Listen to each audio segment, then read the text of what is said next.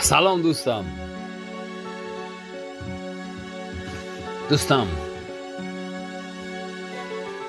من میدانم زندگی تلخ است، دشوار است. از دنبال زندگی ناتوان و سرگردان میگردی، دنبال پول، دنبال مال، دنبال دنیا میگردی. اقلا در یک ماه یک بار دوستانت را به یادت بیار، زنگ بزن بپرس دوستم چی حال داری. شاید دوستی تو امروز در دشواری ها باشد، شاید خداوند همون صحیفه زندگی بر او کشاده باشد که دوستی تو امروز از همه ده نادارترین، غمدارترین، بیچاره ترین باشد. تو یک بار خبرش بگیر، بگو دوستم چه حال داری، او خوشحال میشد. با اصطلاح تاجیکا یک کرته گوشت میگیرد. دوستم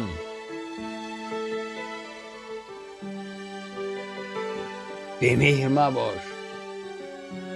میدانم پول داری، مال داری، گاهی از ما واری مردمی بیمال یاد کن، بپرس از حال ما.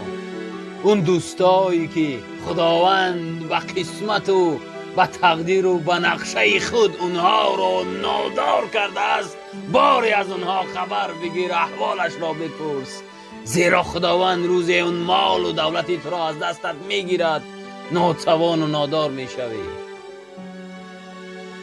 دوستم به خدا محتاج یک درهمی تو نیستم. دوستم به خدا محتاج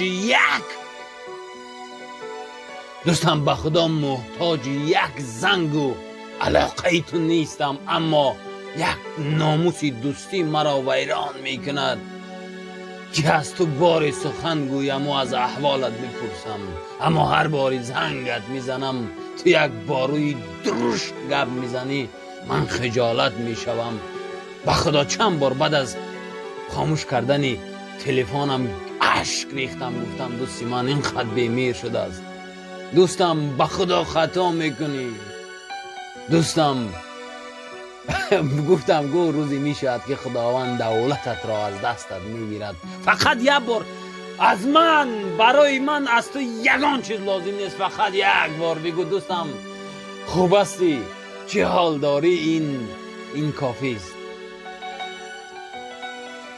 دوستان زود از دوستان خود خبر گیرید. هر کسی میشنود، کسی را دوست می‌دارید، اون شخصی را که احترام میکنید یا اون شخصی که شما را دوست میگد و شما را احترام میکند، کوشش کنید جان دهید، اما اونها را از دست ندهید.